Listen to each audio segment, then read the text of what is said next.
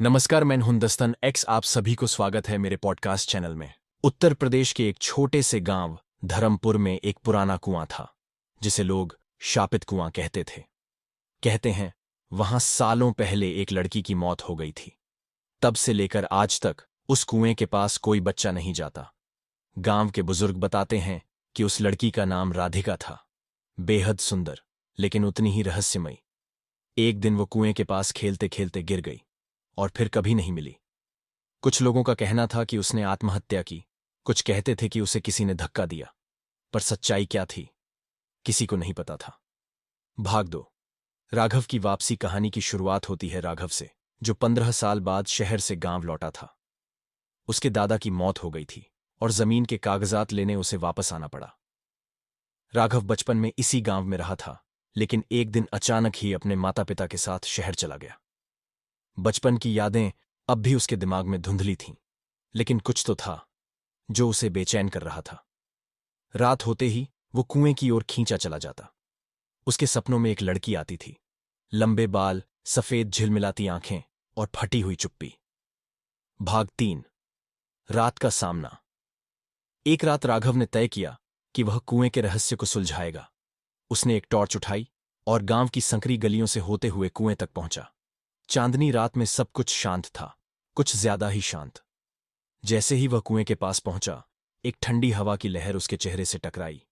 Torch की रोशनी कुएं के पानी पर पड़ी और वहां उसे एक चेहरा दिखा। वो चेहरा था राधिका का। तू आ गया आखिरकार, एक धीमी डरावनी आवाज आई।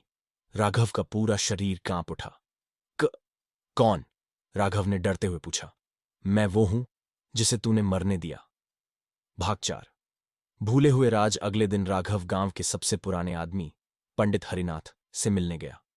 पंडित जी ने उसकी आंखों में देखा और कहा, वो लौट आई है ना? राघव चौंक गया। आपको कैसे पता? पंडित जी ने भारी आवाज में बताया, तू और राधिका बचपन में साथ खेलते थे। एक दिन तूने ही उसे कुएं के पास अकेला छोड़ दिया था।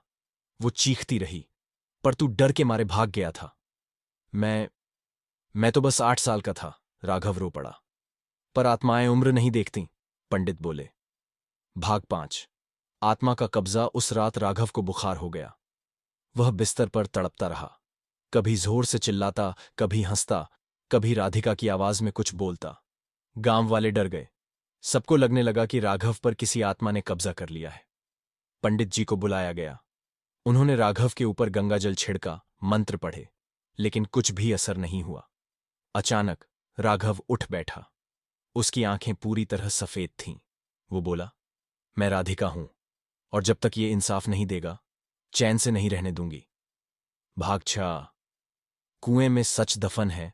पंडित जी ने सबको इकट्ठा किया और कहा कि सच्चाई जानने के लिए कुएं की खुदाई करनी होगी। गांव वाले पहले तो डरे, लेकिन जब घटनाएं बढ़ने लगीं, रात में बच्चों का रोना, घर में चीजों का गिरना, बिल्लियों का मर जाना, तो उन्होंने हामी भर दी। कुएं की खुदाई शुरू हुई। तीसरे दिन कुएं के तल से एक कंकाल मिला और उसके साथ एक लाल रिबन, राधिका का।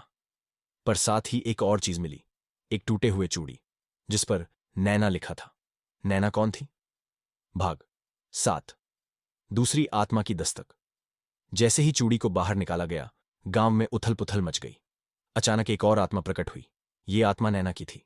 वो बोली, सच ये नहीं है जो तुमने सुना। राधिका को मैंने मारा था। मैं उसे पसंद नहीं करती थी। गांव में सब उसे ही खूबसूरत कहते थे। मुझसे सहन नहीं हुआ। राधिका की आत्मा फिर सामने आई। अब उसका चेहरा शांत था। मुझे सुकून मिल गया। अब सब जान गए। उस रात दोनों आत्माएं आसमान की ओर उठ गईं। भाग 8। राघव का प्रायश्चित। कहानी खत्म होते होते राघव बदला हुआ इंसान बन चुका था। उसने गांव में एक मंदिर बनवाया, राधिका और नैना की आत्मा की शांति के लिए। कुएं को हमेशा के लिए बंद कर दिया गया। पर कहते हैं, हर पूर्णिमा की रात कुएं के पास 2 लड़कियों की परछाइयां आज भी दिखाई देती हैं। एक लाल रिबन में, दूसरी हरी चूड़ी के साथ।